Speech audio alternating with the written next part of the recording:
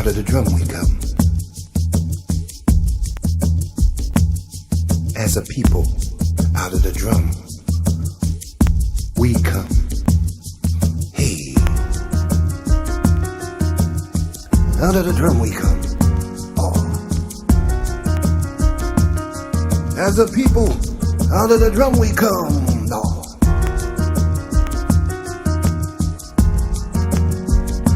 Out of the drum.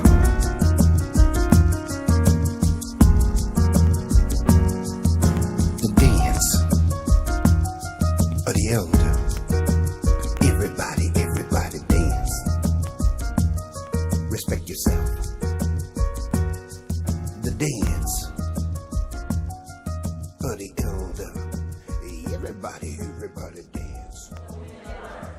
Learn so we may teach. We will cultivate self-reliance.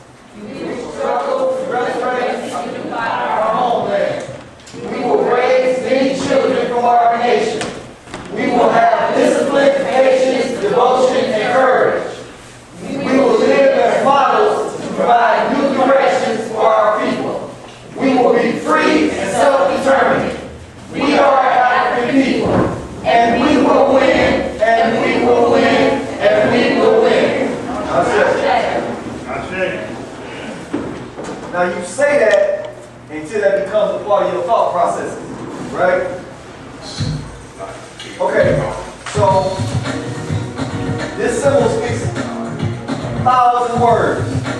And where we have been for the last 4 weeks, we are going deeper into this.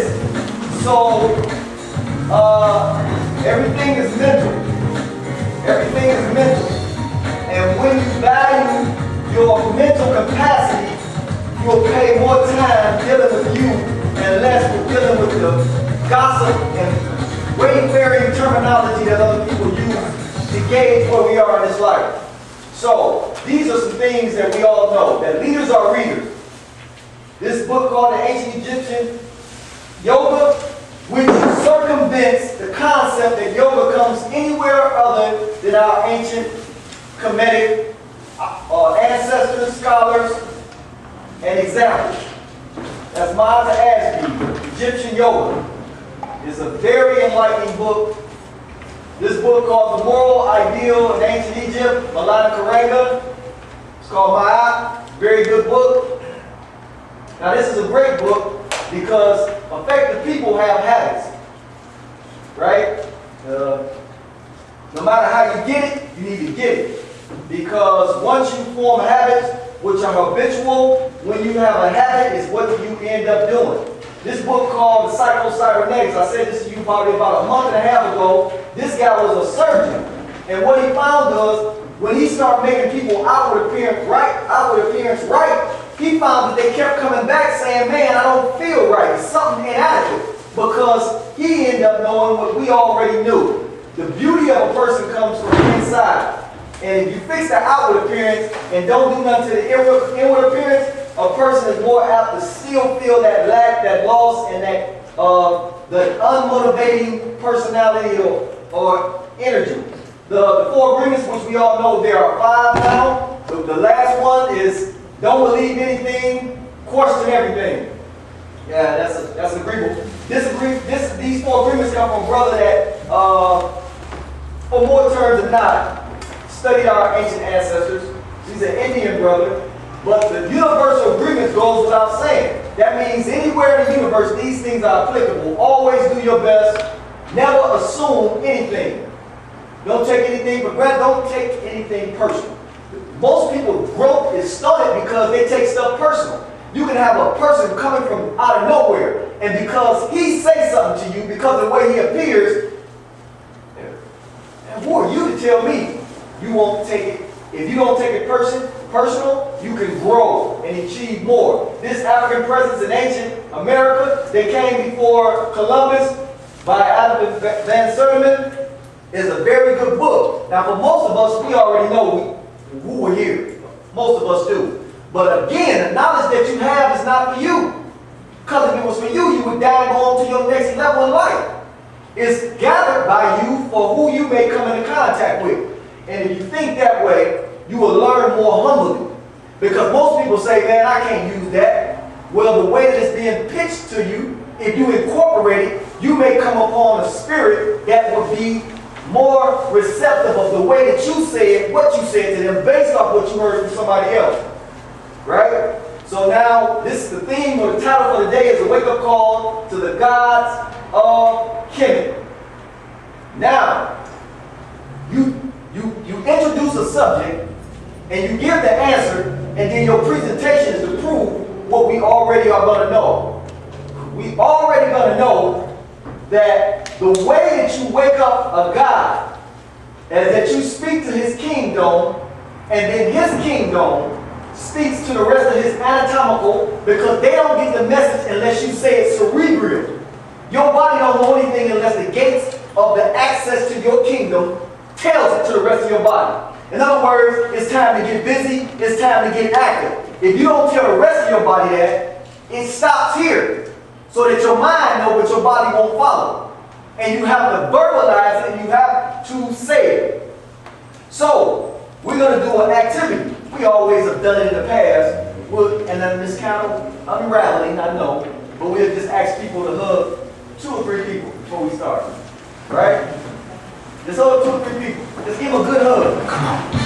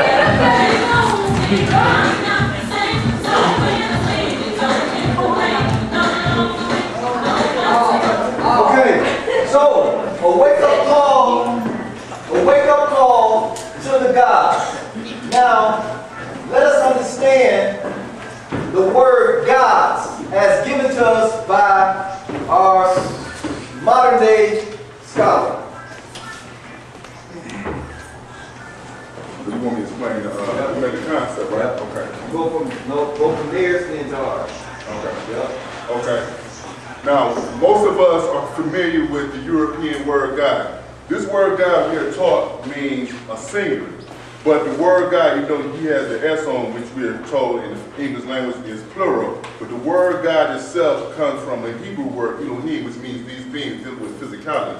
So we're talking about a group of beings, or what the Egyptians would call the Netters, what the Yorubas call the Orishas, what the Native Americans call the Thunderbirds, what the Sumerians call the Anunnakis, what the Muslims call Allahumas. They say Allah cannot be pluralized, but Allahumma is the pluralization of the word.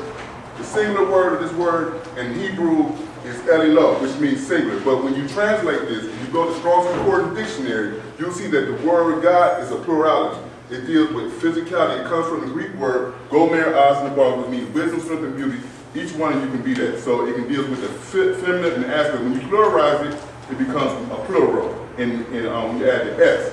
But in actuality, it's nothing. It's already pluralized. And that is the Hebrew concept of God, the Western concept of God, but they misinterpret it and tell you that God is singular. This is why when you read the Bible, you got God doing benevolent things, you got him doing benevolent things, because they don't tell you that God is a title, and these different deities have different personalities. Some of them are agreeable, some of them are disagreeable. So what you have to understand is when you look at the Egyptian concept and you look at the Osirian resurrection, it tells you that Osiris said that he wrote a letter to the Enaz, or the gods, or the Neteru, and he told them, the council, in the halls of Ma'at, he said even the gods are the judge. So in the Western world, we're talking that God is the totality. But when you get into the higher sciences, you gotta understand, you gotta go past your idea, the concept of being a personal God, because that's you. And Africans did not worship God, because this is a Greek word. Also, the word God comes from the Germanic word gut, which is G-U-T, gut, which is the word for good. And if you look at the word God, it's missing one vowel, which would mean good.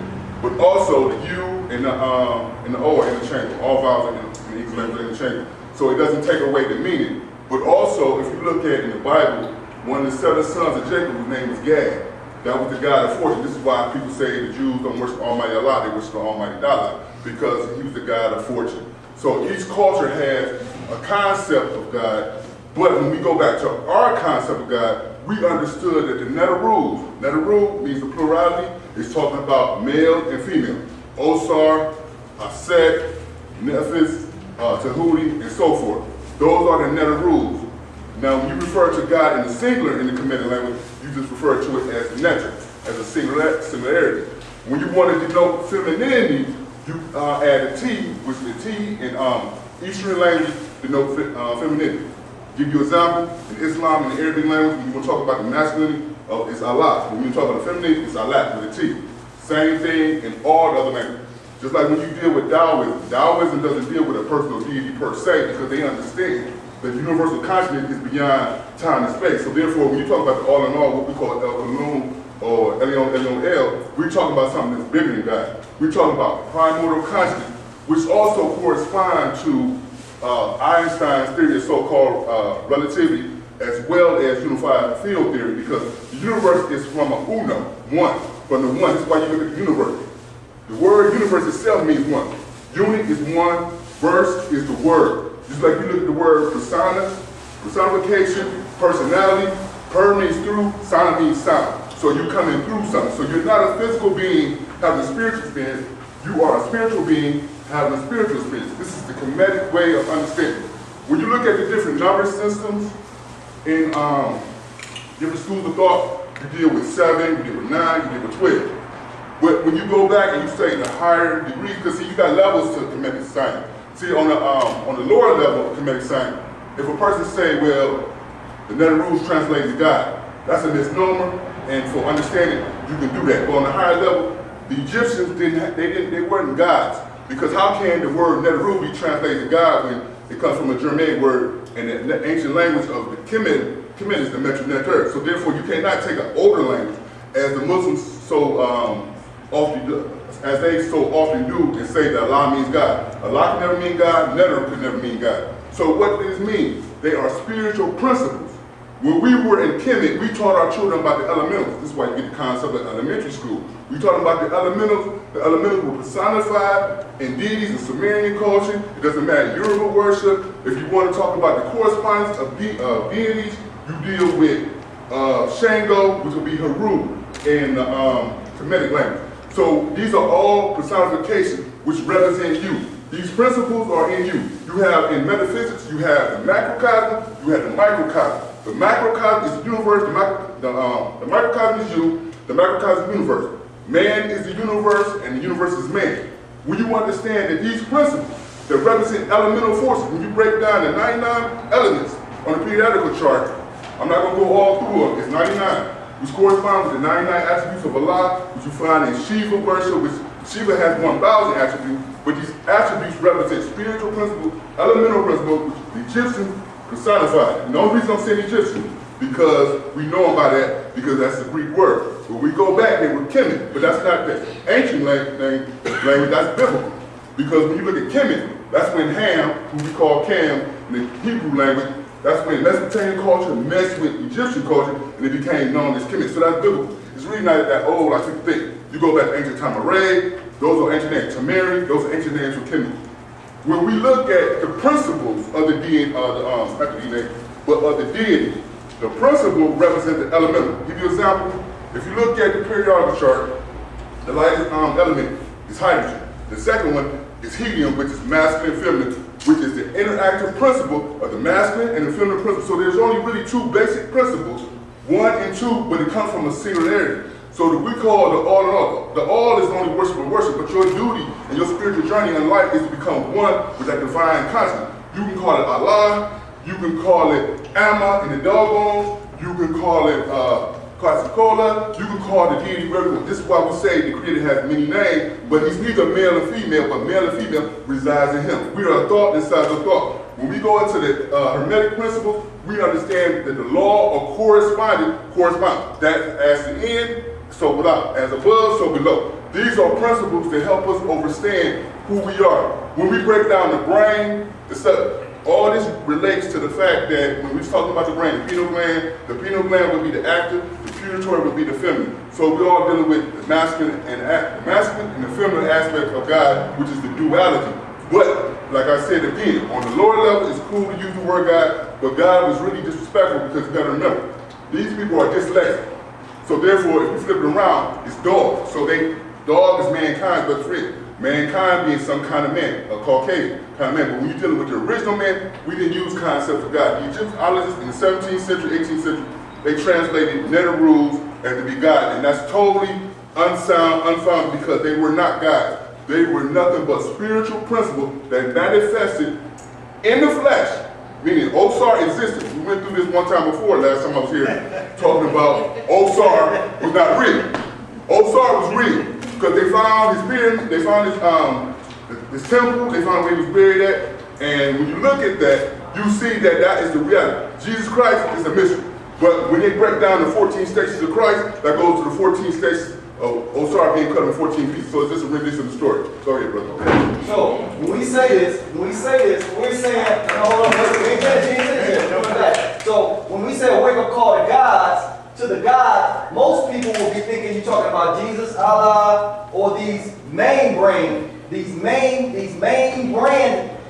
gods. But as this person is looking at a dead carcass, which in ancient Egypt, these were the people that we called gods. But look at what he's looking at. He's trying to figure out, hey man, what's really going on with you?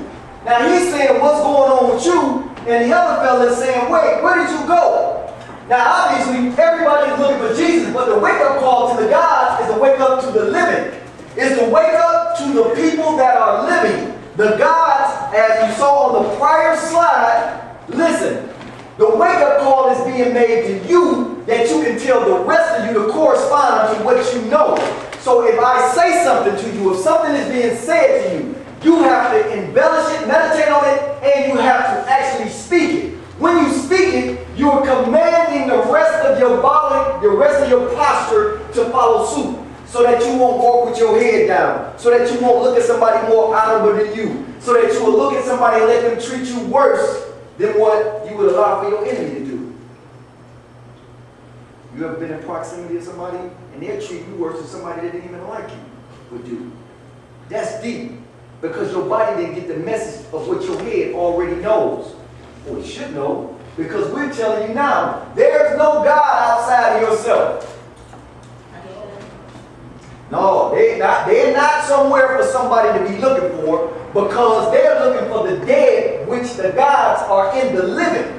And see, because the God, as he said, is principles, they are elementals, and where are elementals stored at? They're stored in your spinal column in the form of DNA. That's where it's stored at.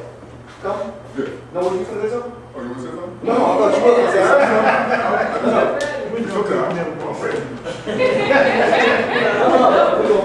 So we still follow the God. So the message is a wake-up call. We're trying to wake up your kingdom.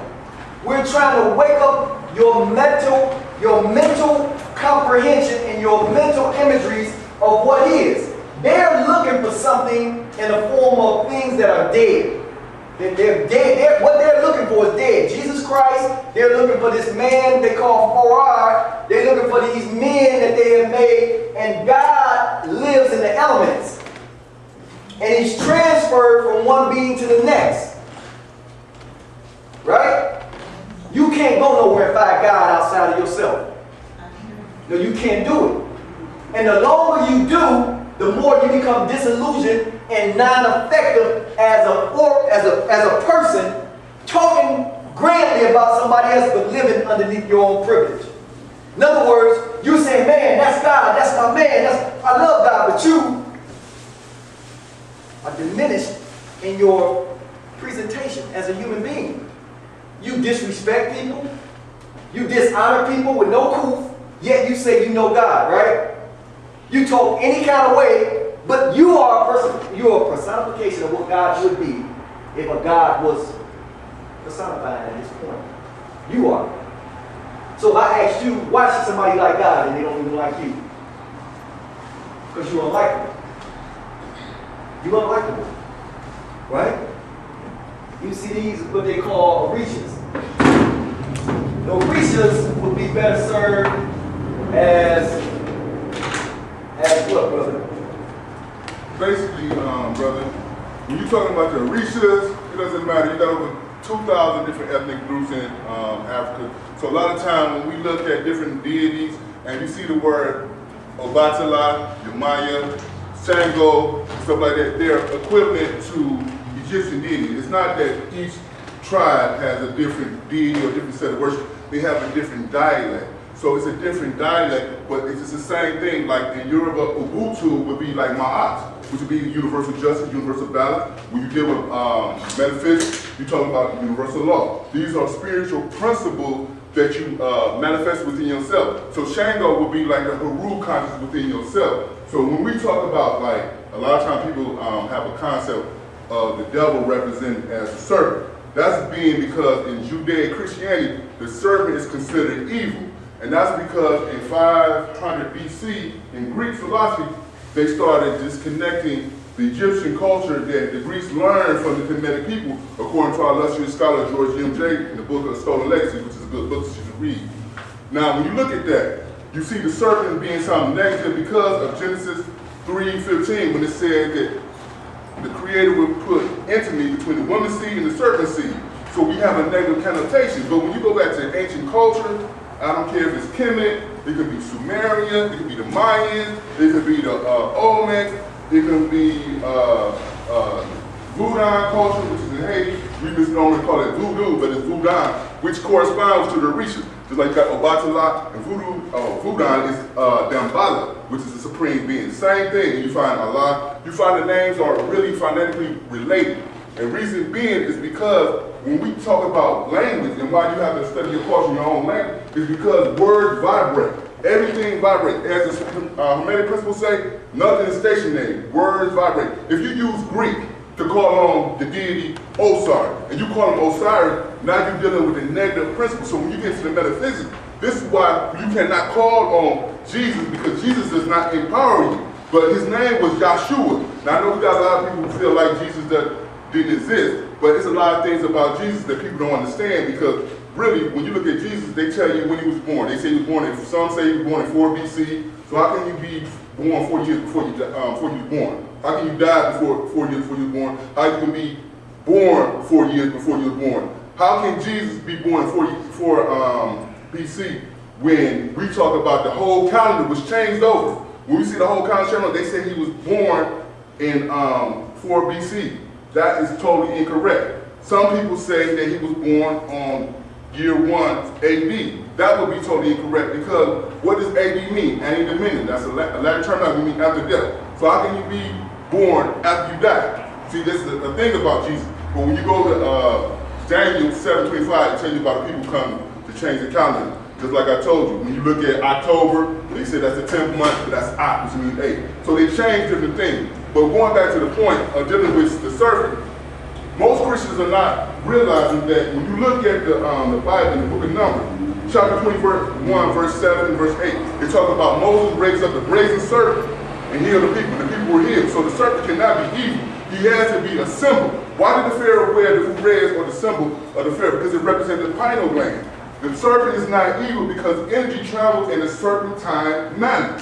It moves in a serpentine manner. So when we look at the symbol of healing, what does Cleveland Clinic, they use the caduceus which comes from the wine of Tahuti, which represents healing. So the serpent is a representation. So now when you go back to older cultures, like if you're going back with Native American, you deal with the ancient Moorish culture, what you understand is that the serpent was considered a healing because the serpent is also corresponding with your DNA. Your DNA travels in the serpent-like state. The whole universe spins. When I did a lecture last year, we were told by the European all our life that the sun is stationary and all the planets go around it. That's not true. We go around in a spiral. Atoms move on the spiral, everything's moving on the spiral, everything's moving in a serpentine. So when they was talking about the great serpent, the great shamans or the great yogis, they were talking about your DNA. They were talking about your DNA because your DNA sits at the base of your spinal column. You have 33 vertebrae, which correspond to Freemasonry, 33 degrees, because it's talking about raising yourself up from a dead level, which also represents, they stole the concept and said some mythical higher abyss. They stand on the square at a 45-degree angle, which is 9. 9 to the highest power of 9, because 9 is the highest power of number, because before the numbers start flipping over and going back. So when you're dealing with the spiritual principle of 9, which represents completion, not 7 like the 5% say, because 7 is not complete because you got 8 and 9. 9 is complete because it's on the woman. So, and these stories, and the only reason I showed those slides is the concepts of God is people. They've always been people. They only changed from non-people just recently. Even in Greek mythology. You've heard of Zeus, but look at Zeus on the chain line of the chain of command. His father is Uraeus. You never hear Greeks talking about Uraeus being the name of the all. That is the birth chart of the gods of ancient Greek. And they're copying off of where they got it from, which we always say people personify God. So in the periodical chart that the brother was talking about, this is a dumbed down version of having elements being named after people, because people learn better from things that they can relate to. So that when you take the construct and the consort, or the construction of what gods are, you make things physical. And then, this is the funny part. When you have people in a relationship that you call gods and they're goddesses, it makes sense on how they relate because it makes sense. You can't be a god and a goddess, you dumb dog. You stupid. You know how you relate with your feminine partner? That don't make sense. You can't explain that. You can't explain that you're a god and she's a goddess and you talking to her like she's deplorable. The reason you can't, and you can now, is because these elements is what people are imitating. The people are imitating these elements. Why do I know? Because this is you, and you mix yourself with her, and all y'all are bad combinations. Y'all bad combinations because y'all not dealing with authentic science. It's like, no reason I shouldn't be with you. There's no reason I should be with you. We don't even out. It's like what you stand for is not what I stand for, and what you do, I don't even compliment. And it's because the people that we're getting instruction from is like this periodical chart. They're only trying to make things that make dollars. You should marry him because he got a lot of money. You should be with her because she got a lot of prominence. That's how people relate with each other. Because the construct that they're getting from these kind of people. They're getting it from these kind of people. These kind of people. It's hard for you to understand. Remember we said a while ago, hey, things happen now. Some things somebody can say to you right now, you can use it right now. And some things people say to you, you're not going to be able to use until next week. That's called learning. If I can tell you everything and you agree with everything I said right now, you're not learning. We're having a pep rally.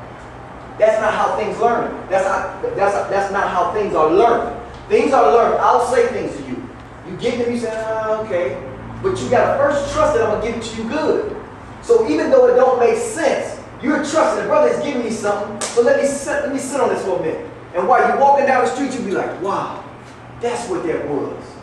And then it will start making sense, right? So the reason why we got to wake up the guys, which means y'all, we got to wake us up. Vice versa, you, me, and me, you. I have to wake you up and you have to wake me up. You have to tell me, hey brother, that was good, but you was talking too fast. Hey brother, that was cool, but you missed me. You didn't connect the dots. Hey brother, that was swell, that was great. But you know what? If not saying you telling me what to do, you're helping me as I'm helping you. right? That's how learning goes. And we're waking each other up because why do we have to wake each other up? People still think Christmas is real. Listen, they still think it's real. They still think it's real. Now wait a minute. Christmas. Santa Claus. Obvious his name, they call him Satan. Santa Claus is Satan. Christmas. The birth of who? Most of the time it's the birth of Jesus, right? And we know the real, but listen. In Jeremiah 10, which was written 624 years before Christ, this book was written, Jeremiah. And in Jeremiah it says, thus saith the Lord, learn not the ways of the heathen. Heathen is the word ethnos, and it means people from the north. On a map, the people of the north are the Europeans. They're the Europeans. The heathens, not Red Fox. Esther was wrong. Son and son, you heathen, making black people think they can be heathens. Now look at this, written in that book, it says, learn not the way of the heathens, the people of the north, the Europeans, and be not dismayed at the signs of heaven, for the heathens are dismayed at them. For the customs of the people are vain, for one cutteth a tree out of the forest, and the work of his hands of the workman with an axe, they deck it with silver and gold, and they fasten it and nail it with a hammer, that it move not. This is the tree of Christmas, who they say is a celebration of Christ, who had not even been born yet. So if you're celebrating a ritual that is contributing to the acknowledgement of the birth of Christ, but yet these people were doing this 620, they doing something else. They just not telling the people. But because the people don't read, it's right there in their book. They still think Christmas is justifiable. They think it's justifiable. But in their book it says, listen, they're taking the heavens and they're being dismayed at them. In other words, they're thinking that the stars are their enemy. They're thinking the heavens is their enemy. And when you study it, you become a practicer of witchcraft and magic, right? Oh, you need to wake up. Christopher Columbus didn't discover America. Did Christopher Columbus ever come to America? Ever. No. Not even when he died. Somebody needs to be woke up. Now, this is what they think he looked like. Tell them to meditate, close their eyes, and sketch a picture. They're going to see this man right here. They're going to see him. But again, somebody got to be woke up because power is in Jesus' name. And they sung it. There's power, wonders working power in the name of Jesus. Y'all sung it. Did you sing it? Yeah. There's working power in the name of Jesus. You can't tell nobody not to use the word of Jesus because they saying this is my power, right? Well, the J wasn't even in the alphabet until 1476. It didn't even exist. So what you're saying, if Jesus is real, not the essence, like your brother said, the essence is real. The things that he did was good because he went against the Romans. And he went against the make-believe Jews. He all right with me, whether he real or not. You hear me? But the name, there's no power in the name because it don't carry a vibrational, it doesn't carry a high frequency in the vibrational sense. And so when we say this person does not even exist, even at their acknowledgement, it would be Jesus. When you look up the history on the word J, they say they're mimicking. The Latin say they're mimicking the letter I. I-J. Where's the... Can you hear the sound? How you going to... If it's power in this character, and you're trying to preserve it, why wouldn't you use a letter or a sound relevant to it? They said, we don't give up. We're going to tell y'all anything. You won't believe it, right? So you gonna, and then you're going to say to yourself, how come things don't work for me? Why don't things work out for me? You're going to say it. I was saying, you said, when was the letter J put into the alphabet? 15th century. 14th century, 15th century. Okay, because what I want to do, I just want to make sure you get the right knowledge. Because in 1515, That's when the J was developed in the Latin, and then in 1565, that's when it was added to English. So what was his name prior to that? Oh no, Jesus. Remember, when you go to a word search, the word J in the sign or in terms of the status quo dictions, they're saying they drafted the J from the I. They took it from Jesus.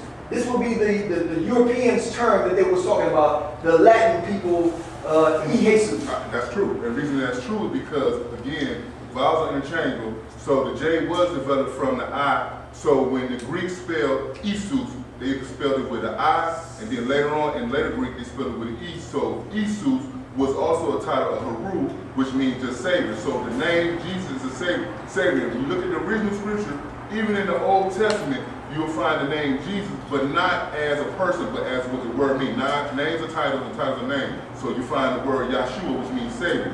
And I was going to ask you, who exactly is the cracker right there? No, remember, regardless of who he is, and he has a name for him. They got him from somewhere.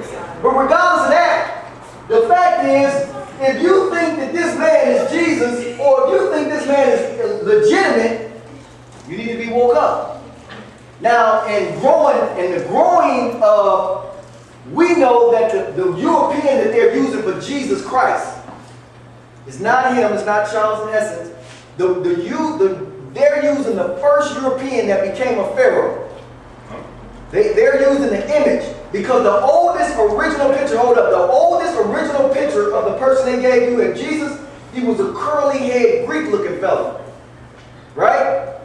Soteriology. Ptolemies. You talking about all time? Yeah, Ptolemies. The Ptolemy was a person that came into Europe and they took over the pharaonic order. It's a European guy. And soteriology is the study of Jesus Christ. Soteriology from soter, from the Ptolemy family. Ptolemy family, and the oldest picture that you'll see of Jesus is a curly-haired man from the Greek dynasty. Right? So, whatever. Right? So, all of that to say this. I missed you. You want to catch me up? No. I missed you. That's all right. You can catch me up. Okay. Okay. So I know what I know. We still on a wake-up call. I know what I know. I do not know what I do not know. I am teachable. My learning index is over. Why do we say this? It's because now. Go ahead, brother. Okay, I was about to say, I'm glad you put that your learning index is open. Okay. Because, go back to that picture with Jesus, correct? All right? Now, what you're saying is true, but I think you put it in the wrong concept. It's true that one of the oldest European renditions of Jesus is Psalter, when they created Serapis from the Episcopal of Osar, and they took Osiris and Episcopal, and the Episcopal was also a symbol of Osar. They created Serapis. But, and that was 758 years before the Council of Nicaea in 325. But I was particularly referring to this picture in the 16th century, because this is where this picture comes from. Because if you study history of art, you can see this is not what they wore 2,000 years ago. This is what they wore in the 15th century. This cracker right here is historically Michelangelo's cousin. So black people been worshiping Michelangelo's cousin. This is who this is. Now, if you look at this fagot Christ over here, this is somebody that's picked by either Raphael or another European. So we got many different names, different images of Jesus, and they're all from the European persuasion. You got the one for the Jehovah's Witness, he got a short haircut.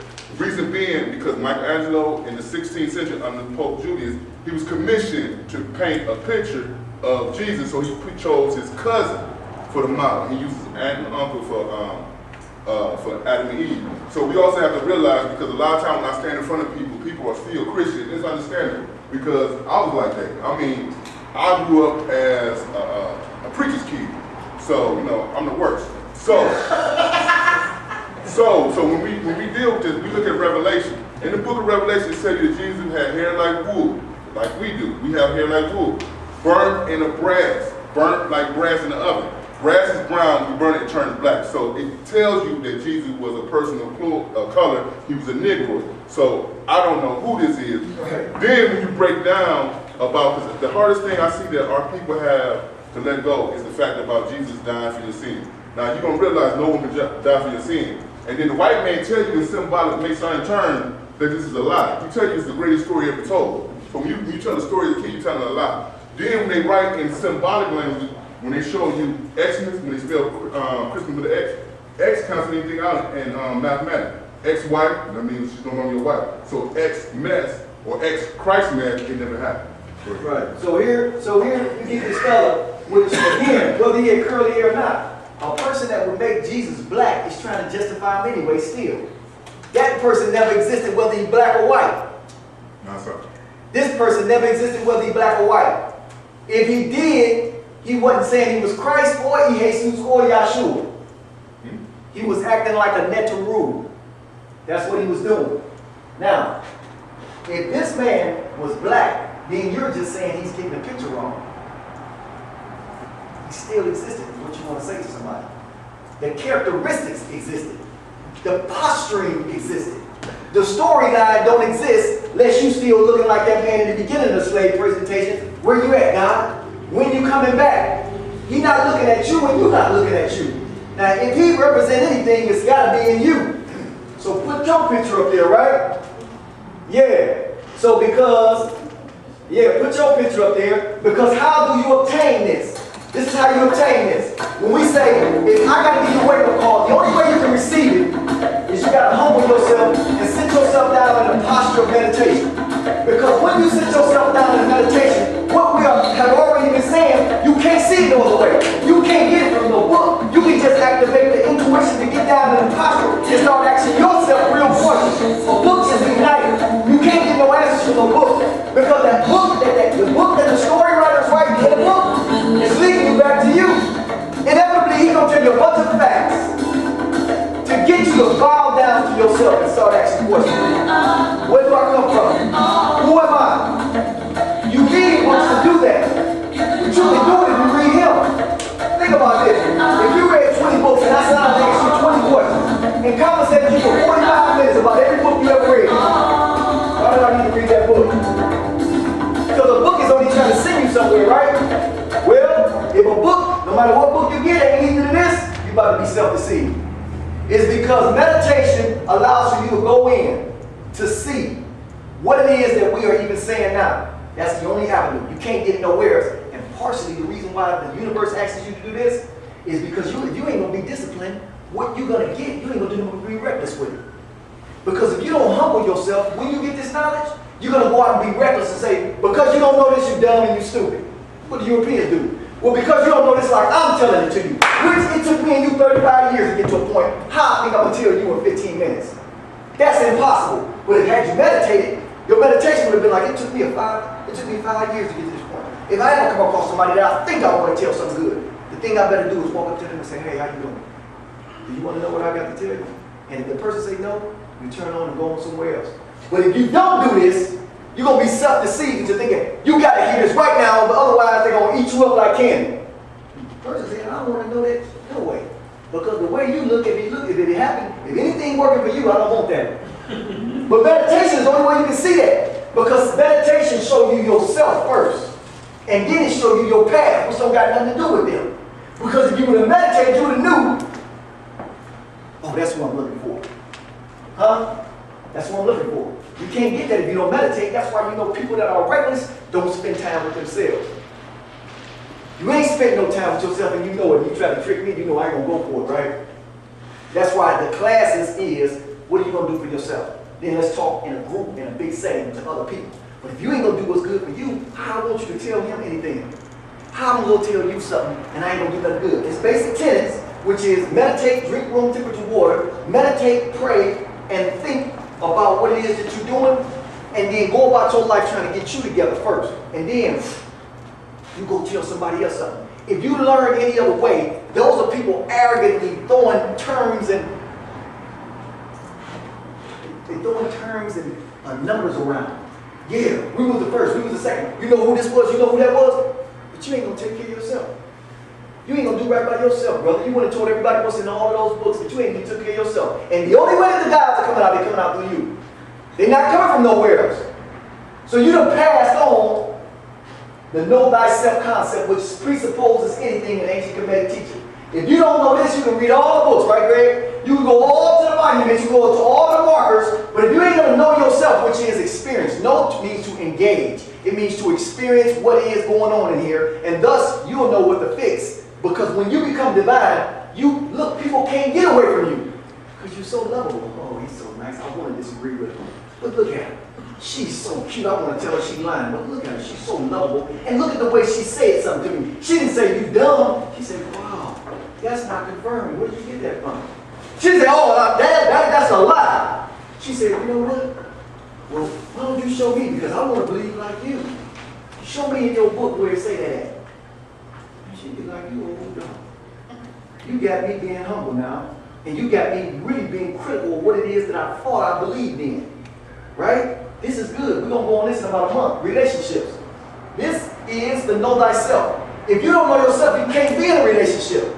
Because the word relationship means to relay. What is it that you're relaying?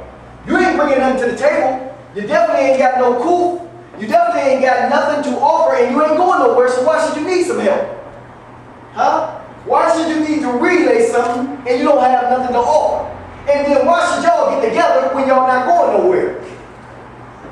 Now then, what kind of sense do that make? So that because you become valuable because you have something to offer. And even if he leave or she leave, you saying, adios amigos. I'm going to get help because the ancestors told me whatever I'm going to do, I'm going to get help to do it. Now whether you want to do it or not, I'm on my way. And then, why should I be calling you dumb? Because I'm diminishing the person that's going to help me. Why should I call you stupid threateningly? Because you're reckless and you never meditated and your spirit didn't tell you if you want to keep something, you better be nice. However you think that, right? This is what it says. A woman's highest calling is to lead a man to his soul. That's his destiny. So as it to unite him with his source. His Lord, her Lord calling. You like that? No, that's your Lord calling. You like that? You like this, don't you? You can get a little bit of it, you get paid, right? If you talk to me right, you can get a little bit of it. That's the relationship y'all got going. You ain't going nowhere, and y'all together ain't going nowhere. So 0 plus 0 equals 9. So you leave him aimlessly wondering. Because he's looking for something he ain't never going to get. And because he's in a delusion of life, he's going to keep on looking for somebody else. I need her, I need her, I need her, I need her. Then this man walking around, his highest calling is to protect the woman. Period. Why? Protect her from destruction and despair, which you happen to be giving it to her by saying insulting terminology. Is that right? Protect the sovereignty of her holistic thought process by saying good things to her, by treating her right, and you know her back needs to be rubbed at her feet. You don't want to do it because you ain't meditating. Because if you go meditate, you're going to say, listen, if you want her, if you want to corral her to get her to feel in the best, you protecting her, right? What are you protecting? You're not protecting the body, you're protecting the holistic health of her mentality. So if you protect her, you're going to say, hey, you look like you get injured because of unattentiveness. Right? Right or wrong? That's unattentiveness. The knee needs some action. You don't want to get it because I'm not a knee guy. Really? You didn't study her anatomical structure. Because the last time I checked, she like the universe. The whole of her needs to be embellished. Okay, yeah, look at you. Look at your screen. Look at your boy. Hey, but it's verified. It's verified in the teachings. This is a person. They're coming from what you call the other side of reality. And they're personified in the form of sounds, numbers, and degrees. The vibrations. And they come here, they appear. They're here, but what did it take to get them there? It's a vibratory element inside of their cell tissue. And it's pulsating out to be and to become. Coming here from this black dot from whence they came. And when this is them, even though you don't see them. That's why I always tell people you are what you are before you were born. Right? You finished product. And only people, rotten people, unmeditated people, they diminish what you're trying to personify based off of your ambitions. Because you know words kill ambitions, right? And the language around you is killing you. It ain't the white boy. No, it ain't. Because you're better than the white boy. So if I give you 3 words of life that can circumvent what he's doing, I don't care what he's doing. You don't believe that? You don't believe Kemetic science.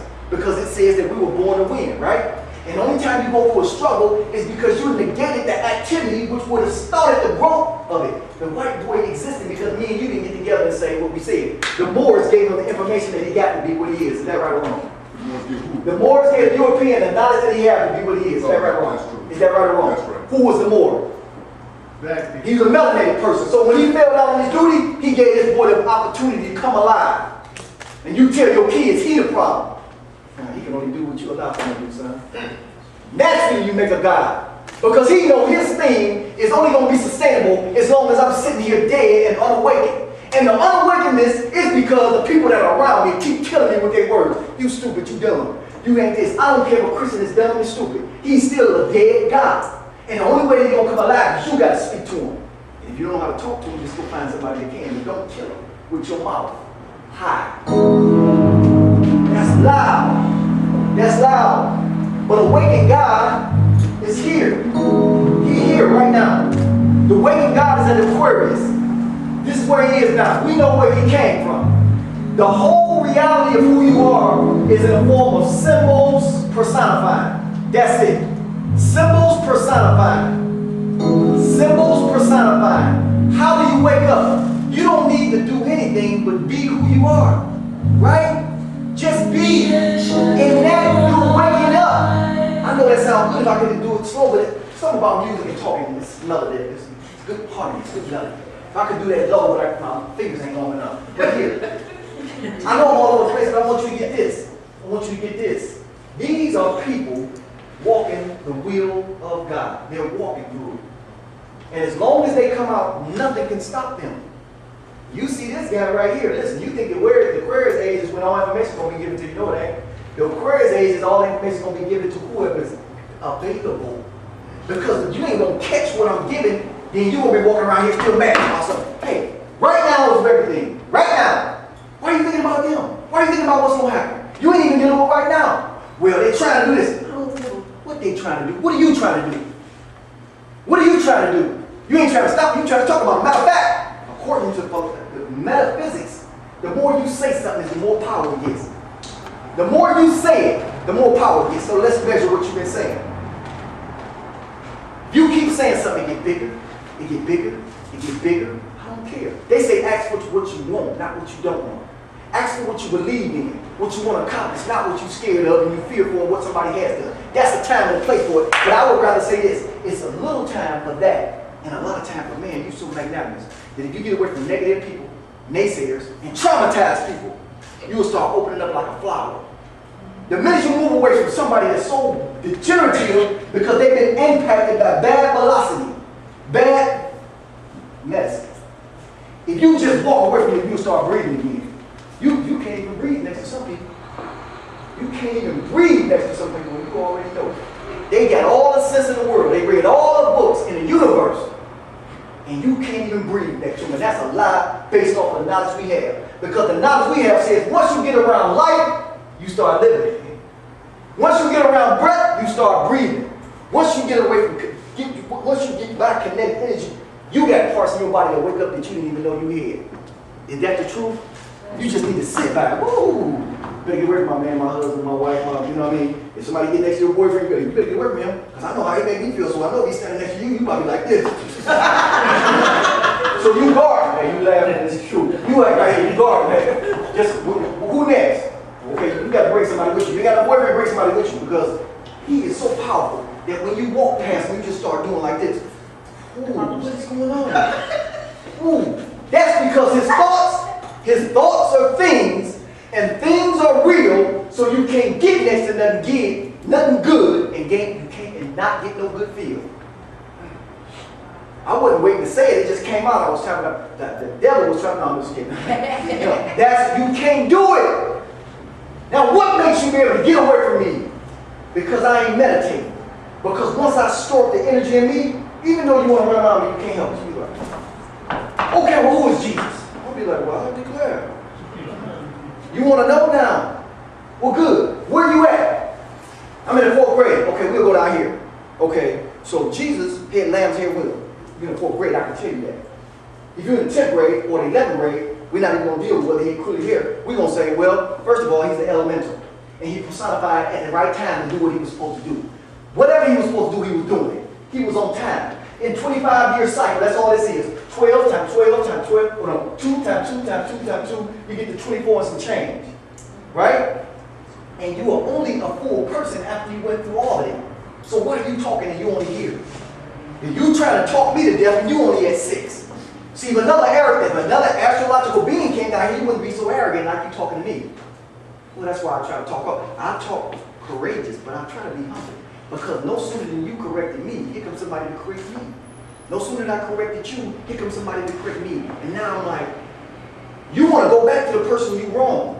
Especially if a person comes to you will beat your head in for being wrong. You're going to be like, I'm sorry for not telling you that you, I apologize for that. I was a little bit presumptuous. I was a little bit over-aggressive. Hey, one thing I'm going to tell you, man, listen. Just because you don't want my truth, don't make me the devil. That's what the white boy did. Because you didn't want his truth, he said, I'm going to cut you and tar feather you and put you in some hot wax. You just like him now because I don't want your truth. You're going to cuss me out. Hey, because when you become likable, people will like you. And when you become likable, the God in you trying to speak can be heard. Because if you don't speak it, it ain't going to be heard because it's only in you. It's nowhere else. Nah, it's nowhere else. The God that is real is in you.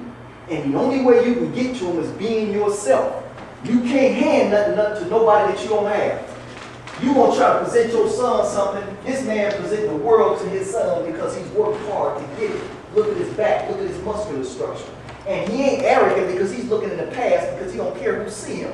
He's working vigorously to give something for those recipients waiting to get something. That circumference is the world. Whatever that world might be to you, or it might be to him. Hey, you got us confused because she trying to figure out, well, wait a minute, which one is this? You looking for God, that's why ain't no activity. These people are looking for God. I'm looking over her shoulder. Hey, listen, you ain't got to look for nobody. But she can take it from me because I'm a decent person. She will listen to me. If I say, you ain't got to wait on no God. The God is in us. And he's personified a little bit lively in me. And if you allow me to talk to you and engage you, I'll give you something good. But if you corralling and killing, and then you tell somebody, hey man, I got something to tell you, nah, man, I don't know. Nah. They're going to go run to this concept. And it's your fault, I'm just kidding. It's your fault. This is why they run into these people because me, you ain't developed. Nah, I ain't going to say me, but I'm not included in that. No, I'm not. Anything good, I'm going to give it. You know it. You know it. I'm going to give it. Anything I think about that's good, I'm going to give it and I'm going to put it right in front of you. I ain't going to let you walk in the basement. I ain't going to call you the low down names. I might talk a little loud, but I'm always going to be like, hey man, you great. Hey, don't let nobody devalue you. I don't care if it's your husband. Don't let nobody devalue you. Don't let nobody devalue you. I don't care if you want to be married to him because the way that we think metaphysically, because if you don't have something, you think about having it, it'll come to you and you won't even see it. I don't want him to lead me. I don't want her to lead me. Hey, you don't believe in yourself. Because I can sit here if I want something. I don't want it. Oh, there it is right there. I knew he was coming. The fact that you're frustrated, you really don't believe what you say. You're frustrated and mad and saying they winning and we ain't. That's because you ain't got eyes to see. And you're looking with the wrong set of eyes. Is that right? The ancestors already told you, you're going to win. Keep at it. And good stuff will come to you. Don't be scared of the liar. You leave me, ain't nobody ever going to take care of you. That's a lie. Is that right? No, that's a lie. I'm a witness. Even if you don't believe it, I stopped him. I apologize for stopping you. Listen, I believe it. I'm a witness. I've been in a place where a person I'm thinking, ooh, I can't leave her. Ooh, I got the one right here. The devil is a lie. I regress. Okay, I'm cool. No, that ain't true. Anything I want, I can get. You don't believe that? You're in the wrong room. I believe that. You don't want to suffer a little bit to go through the heartache to get it, but it's right on the cup. It's right there on the cup. You're so beautiful, and if you develop your skills, how is it that you don't have to fight people off? Just on a relationship sense, I ain't talking about money, I know. I want something. How do I want it? I gotta meditate and see it. Visualize it, and then it'll come to me. Y'all believe that? And they ain't just talking about men and female, that's talking about good ideas, good information, good things, good reality. Now, if you don't, and your mind don't work like this, I ain't condemning you to hell, hellfire. What I'm saying is you need to go back and meditate. You need to sit down, you need to get with yourself. I know you're tired, sister. Tired? I know she is. They came from 2 hours away. But that's the way they're called to the ancestors. I mean, to God. That's you. It's not, we're not looking for nobody, even though I understand that the process of that happening. I'm not looking for nobody. They done came already and gave it to Dr. York, they gave it to Dr. Ben, they gave it to Dr. Booker T. Coleman, they gave it to Oliver Van Sermon, they gave it to all of these great guys. And we still talking about what they said. Because we embellish it and become the new personifications of God. That's what all of us are. The new personifications of the God. Somebody gonna write about you if you do your due diligence. Somebody gonna write about you if you do your due diligence. If you do what your due diligence is, they're gonna be writing about you. Because you know the name of Sarah said ain't eternal. They ain't always been the name of the great gods. They changed. They changed. We, how many years into the game? Over 76 trillion years? You think vibratory rates will stay the same? No, because the Bible is true. It says, I'm the Lord your God, not change not. And when he say not change, he's saying, my reality is 77 trillion times 77 trillion. That's just a gauge. That's how long his reality is. So he ain't changing from that. You got to go 7 million trillion years into the future to get to where he is. And then you can start talking about the Lord. What are you going to do now? I'm just talking about his reality is so enormous. You call it infinity, I'm sorry. But what is that? That's just to let you know this is unmeasurable. This creator has got an unmeasurable reality. Me and yours only going to last for about 70 years. This enormous thing that you can't even give a name because you don't know the circumference of its capabilities. That's what a name does. It gives you the capability of a thing, right? I'm done. I'll see y'all next week. Thank you, brother. Hey, Yes, sir. you want to question? No, we got to be out here in 1 minute. We supposed to be out here on 12:45, but we was kind of late. So they got a modeling group coming in here right after we get over. Anybody want to give a donation? Just put them on the table. I appreciate y'all, brothers. Y'all appreciate y'all.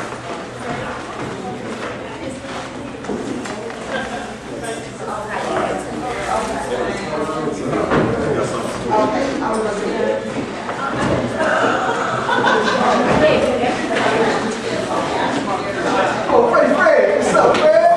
I know you look like a boss, man. I know you look like a leader or something, right? That's like you got to see you doing it. It wasn't no season, okay? I'm trying to get right here. Awesome.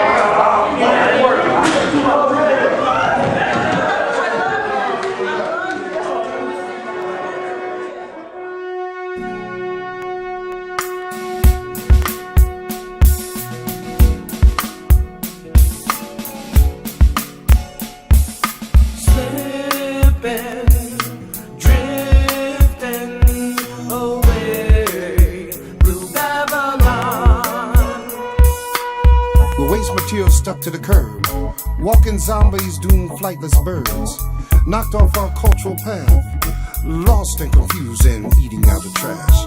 Dead, dying killers running loose, moral decay, internal hatred and self-abuse, spying on ourselves for someone else, calling each other that KKK.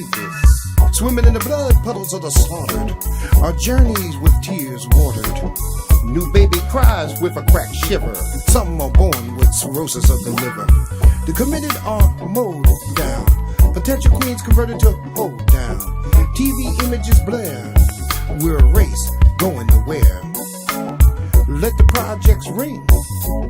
Let the sharecropper sing. Huh. Babylon. Let the projects ring. Let the sharecropper sing. Huh. Babylon. Drifting, slipping away through Babylon. Slipping, drifting away through Babylon.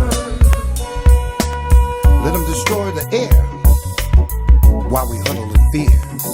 Let the water turn to piss. We are scared to take a risk. Our children turn away as we bury them in caskets of gray. Cowardice, I say. Drip drop, DNA, DNA, drip drop. Our war dance is forgotten. Our drums are silent. Our black has turned to blue. Babylon. Killed so God can sort us out. Preachers hide as we die. Rollers run blue drive-bys. Our backs are turned. Our asses burnt. Let the cowards flee. It's up to you and me to save our people trapped in Babylon. As the mushroom rains, forget the pain. We must defeat Babylon. Drifting, slipping away through Babylon. Drifting, slipping away through Babylon. Elders hide from renegade child. Rape comes with a maniacal smile. Hunger travels fast as sound.